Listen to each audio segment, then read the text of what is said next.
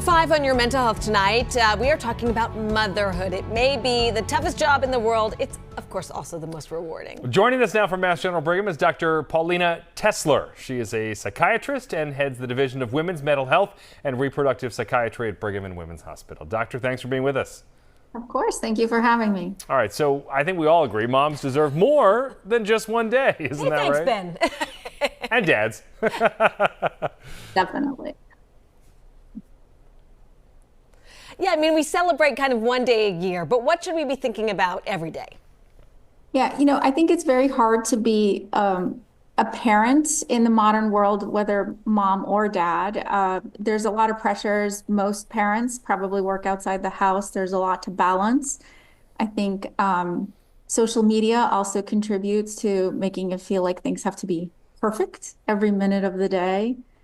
And one thing that's really important to remember is that you don't have to be perfect. You definitely don't have to be perfect every minute of the day, but you definitely don't need to be perfect. We have long-standing, research and data to support that, like, really what kids need to thrive and to grow up well-adjusted is what we refer to as the good enough parent. It doesn't have to be the perfect parent. I think that's the most important thing for parents to remember.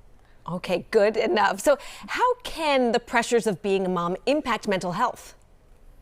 Well, I think that a lot of people feel, the stress of trying to do everything they're supposed to do to be good at their job, to be good as a parent, to be good as a partner, to be a good friend.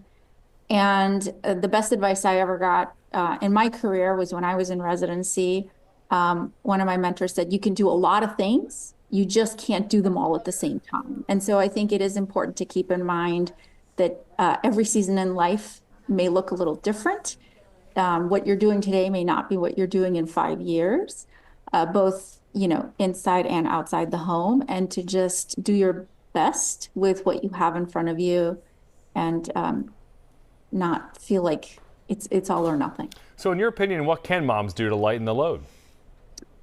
I think, well, it depends. It depends on the situation. If there's people to rely on, in my family, we're very fortunate to not only have 2 parents, but also to have our grandparents nearby. So, we have the benefit of the extended family supporting us. Some people may not have that, but maybe they can rely on neighbors, friends, or even, hired caregivers, as long as there's consistency and predictability. That's really what a child needs to thrive.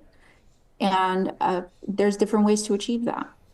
All right. Well, Dr. Tesler, thank you so much, and a happy Mother's Day to you and all the moms out there. Have a great weekend. Thank you.